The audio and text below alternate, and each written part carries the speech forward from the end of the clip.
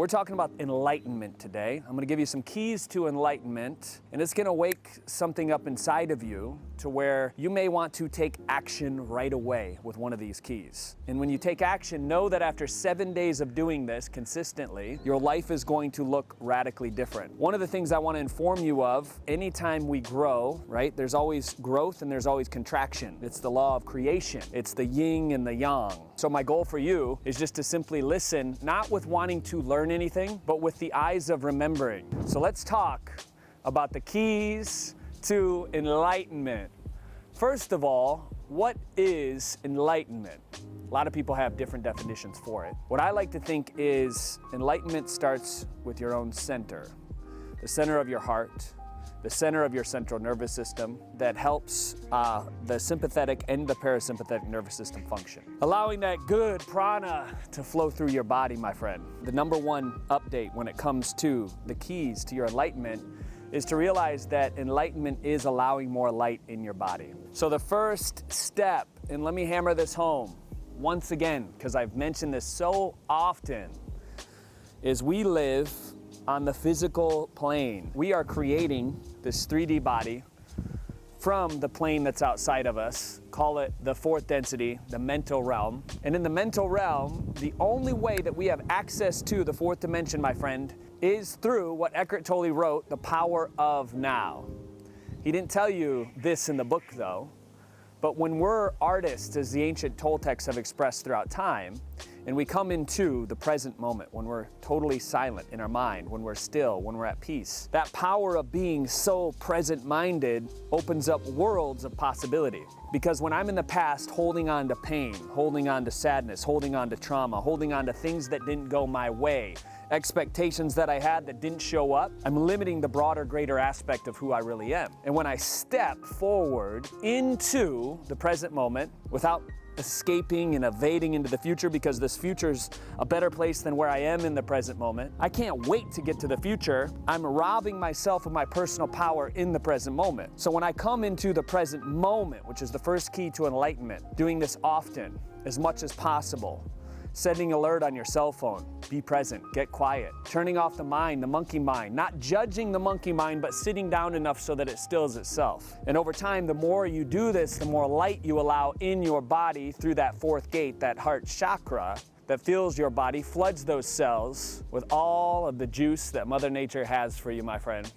And that vortex of creation that's happening from above you and all around you, that invisible world that's with us consistently, is emanating into you, flowing through you like a pencil in the hand of God. But it takes you getting so present in this moment now.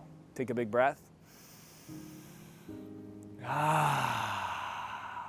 There's nothing you need to do. There's nothing you need to get. There's nothing that you need to have. And from this place, my friend, it's the first key to your enlightenment. Let's talk about the next key. There's a reason we talk about the physical every single day. If you're following me on Instagram, I work out here every single day, my friend. And the reason for that, there's a lot of embodied trauma that we experience. Me being abused as a kid from 0 to 5, tortured by my own father, I put a lot of samskara, which is another word for internal trauma, and it's like ice, right? I've talked about this in other videos.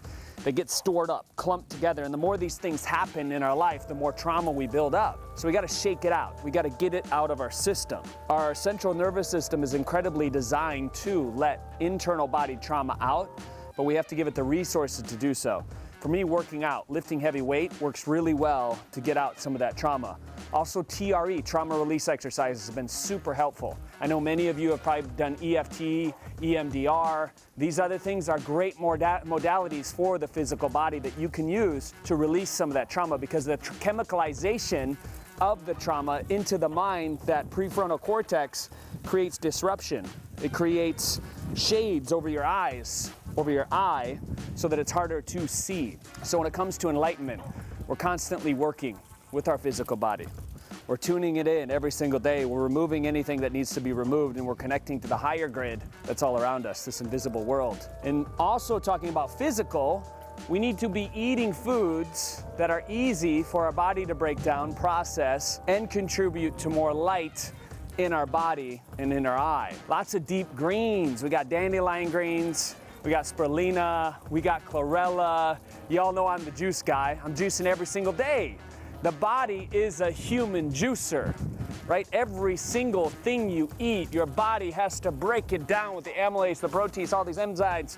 It goes through this entirely complex process of ripping apart this food and creating nutrients for your cells. Every single cell, 50 trillion cells in your human body, has its own immune system function, has its own circulatory system, has its own oxygen creation system, have its own energy system. Every single cell could create another version of you, right? Every single cell, whole and complete, as above, so below, macro to the micro.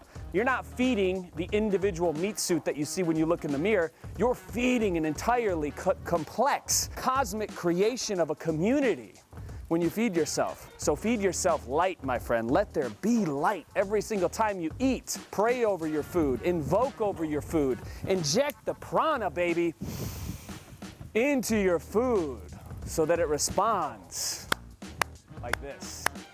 Thank you for what you gave me. Thank you for the light. Thank you for this food that's fueling my cells now. Thank you for the energy. Thank you for putting me on this earth so that I can uplift and be mindful of the needs of others in this lifetime, because we need you now, baby. So that's the physical.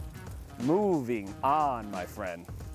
All right, the next step is to be neutral. This is one of the keys to enlightenment. What do I mean by being neutral? Does it mean that I'm just kind of mulling on through life without much movement, without much momentum? Absolutely not. The greatest momentum you have, my friend, is in this place of neutrality. You're not averting anything and you're not attached to anything. From this place, the world opens up into possibility. And what's cool about being neutral is you're not thrown around emotionally by things happening on the TV screen of your reality or the interwebs, right? You're in this place of power. You aren't giving away your emotional energy. See, your emotional energy, I've talked about this in the past, but your emotions are a bank account, and we want to be emotional billionaires, right? Emotional trillionaires, whatever we want to come up with. What we need to do is consistently put in more and more self-worth, more and more of your desires, more and more of your pleasure into creating this reality for you, not for anybody else, right? You get to be selfish in this so that you're building up your own personal power, so much so that you're undisturbed by the outside world. It doesn't matter. And in the place of neutrality, you become invisible. Not invisible in the sense that I'm going to disappear in front of you, but invisible to the forces outside that affect most people. Things just happen, synchronicities just line up, and being neutral is one of the most powerful places to be. So an exercise I do often throughout the day is I check in.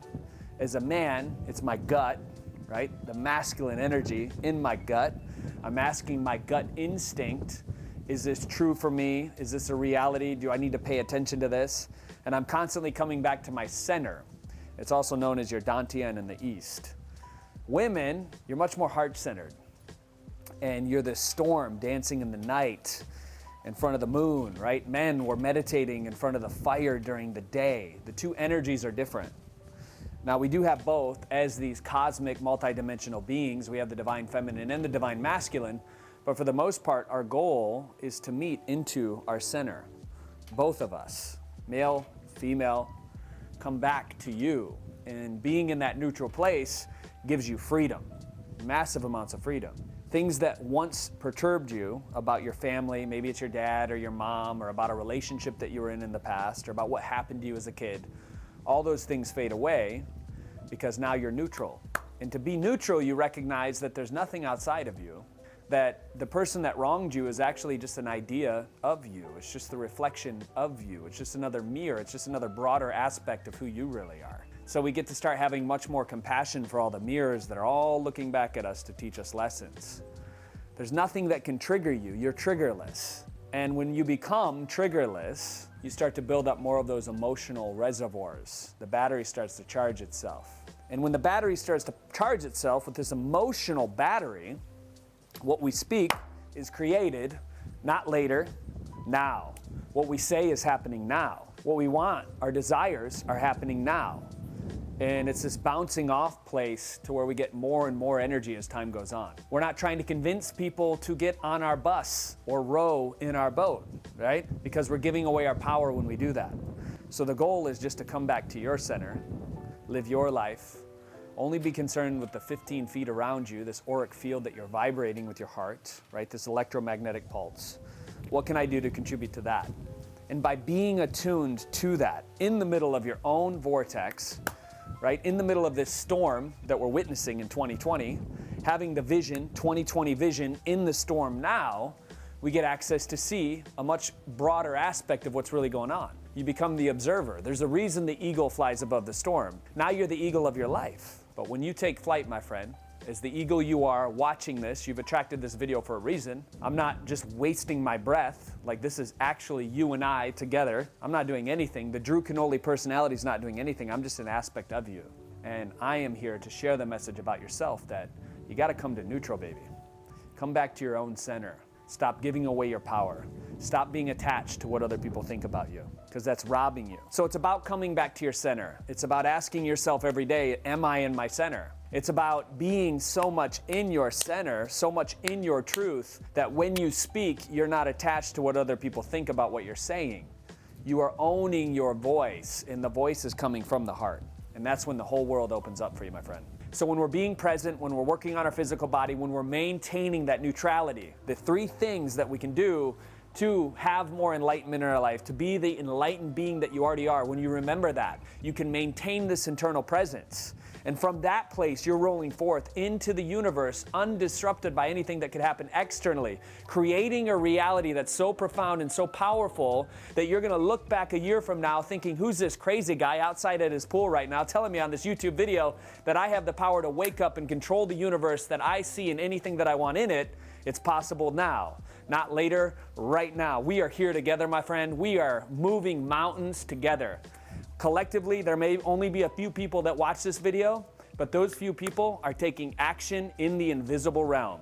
You and me, my friend. So here we are rocking it out, we are loving life, and life continues to get better and better because we're pouring in to our own internal self, so the projection shifts and the reality changes.